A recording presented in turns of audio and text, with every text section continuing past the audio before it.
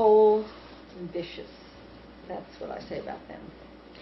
You also have a friend who you say has a reptilian inside of him. This is the same man. He Same. got seeded. Many people are seeded. If he's described it as tentacles, almost like tentacles of thought, like these thoughts that are very negative, destructive, will almost like wash over you like a wave. And now he knows what's going on. He saw this thing in his astral vision rise up out of himself and look in his face one night. Very dark. And the ones around him that torture him every night also will put energy into the thing to try to help it grow. If you don't know, every major political, moneyed, power person on this planet has one inside of them. Almost virtually every one of them. I don't know if they're conscious of it, but I can hear it in their reversals. It comes out right away. You also mentioned you had a niece who had suicidal tendencies, yes. And that was also related to this reptilian phenomenon. Yes, I recorded with her. She was a cutter, cutting herself, and then she also tried to commit suicide. And beautiful. She's always been very, very psychic. As a matter of fact, she sees dead people, just like the Sixth Sense movie. And I would have thought, well, you know, maybe she's just exaggerating. She's about 16.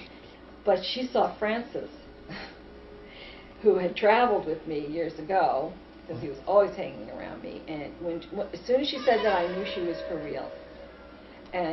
But during this time, they would give her nightmares. They would talk to her, get her, you know, all these negative things scare her. And she tried to commit suicide. And when we recorded together, when I was out there a year and a half ago, we were recording, and the reptilian speaking on the tape said, "We made you cut. We wanted you to commit suicide." And that was a big wake-up call for her, because she realized this was not her. This was her being influenced by them. You also feel that your husband Nick is not of the earth originally, that he is of Syrian descent. I said that in reverse. That's the only reason I know. And how about yourself? Do you feel kinship with the Pleiadians, or? Yes. I wouldn't have. I mean, I never was into, you know, I'm special, I'm Pleiadian. I'd heard a lot of that on the TV show we had done, and I was like, you know, get a life, you know. But back when the reptilians first started showing up, they kept calling me the Pleiadian, and I kept hearing it over and over again, and it was coming up all the time. And then I heard from the Pleiadians. For a short time, they were able to talk to me, and then I knew it was true. And I would say there are lots of Pleiadians here. There are lots. I would say anybody who would be interested enough to watch a program or to something like this project probably is not from here, and probably Pleiadian. You say also a lot of the people that are pursuing knowledge of this sort are often in financial binds. You have a lot of friends in financial binds. How does that play into this whole scenario? Why is that? Because they've created debt. They've created this whole money system, and it's wrong. It's wrong. Look at this planet. It is wrong. You know, so it's not easy. I mean, it's not hard to see how people who are not into the money thing, you know, are probably going to be poor unless you're willing to compromise. You know, and I'm not saying everybody, but I'm just saying generally speaking, money is not easy. In spite of the New Age, you know, people who say just think about it, it's yours. I don't think it's that simple anymore. I used to think you could just create it by thoughts, but I don't believe that anymore. Now, you started in all the interviews that you did on UFOZ, you talked with so many of the brightest and best people in the metaphysical and UFO fields. I remember at one time Jim and you and myself put a show together. And I'm thinking I'm going to turn this over to Peggy Kane, and she's going to be talking about Reptilian. Peggy? Thanks, Jim. Hi. I guess reptiles have fascinated and intrigued and repulsed. Now, what kind of led you to the involved in reverse speech, and then or EVP, and then from there into reverse speech. I was interested in EVP for a long time. I'd heard about people doing this. And what does EVP stand for? It's electronic voice phenomena. It's capturing spirit voices on digital and tape recorders. And I found that really interesting, and I decided I was going to try to do this. And for 3 months, I never heard anything. And then well, where did you first hear about it? Well, years ago, I was on like a sighting show. I think that was the first time I'd heard anything. People would go out to like the Confederate cemeteries or different places and pick up voices, and I always thought that was very interesting. But I wanted to take it to a new level. I thought, well, I would like to really speak to spirit guides, extraterrestrials. Didn't know what I was getting into. You know, angels. I didn't want to just talk to, you know, dead people. I really wanted more. But it took me in a whole other direction. Now, you've been listening to EVP for a lot of years now, 4 years plus, at least 3 to 6 hours a day, you said. Mm-hmm. How many recorders do you have? One time I had 10. I've worn a couple of them out. I keep breaking them because I use them so much. And why were you so determined to talk to your loved ones, the spirit guides, the angels, and those of higher consciousness? Oh, it just was the neatest thing. I just thought I wanted to get it. You know, I've done so many interviews with people telling me what they think. I wanted to go right to the source.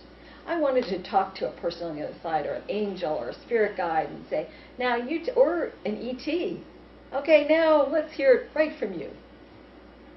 And so why did you join the American Association for EVP, and how did you get set up at that time? Well, it's on, you know, they have a website and an e-group, and I just joined it, and I wanted to get their feedback, and they helped me with the technical parts of it, and then and it was a lot of camaraderie and people sending their EVP files and all that. So now back to those first 3 months, what were your early experiments in EVP like? Well, for 3 months I didn't hear a thing, and then I heard my name, which I almost jumped out of my skin, and I was running around, you know, playing this for everybody. Listen, what are you doing? And then I got the old Panasonic RRDR60 digital tape recorder, which is very noisy, and you can pick up, because of the internal noise. See, spirits need a venue, a sound to create speech. And this had a lot of noise in this recorder. It's really a terrible recorder, but very noisy. And that's when I first started hearing from Francis. Now, early on you spoke with elementals, you spoke with the tree, you even spoke with the earth spirit itself. What was that not was accurate? All Francis. That was all Pretending Francis. to be an elementical, he called it. Like, why? It was Francis. He was jerking me around. We'll get to Francis there in a second. Were your friends concerned about your mental well-being? Oh my gosh, yes. What were they saying to you? She's really lost it now. She's talking to trees, and they're talking back. But anybody could hear it. It wasn't like it was just in my head. I mean, this is audible.